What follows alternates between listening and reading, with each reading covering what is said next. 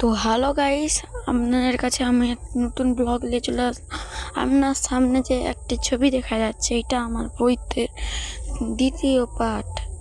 এই তৃতীয় পার্ট পাবে 1000 সাবস্ক্রাইবার, 1000 লাইক ও সাবস্ক্রাইব হলে তৃতীয় ব্লগ পাবে।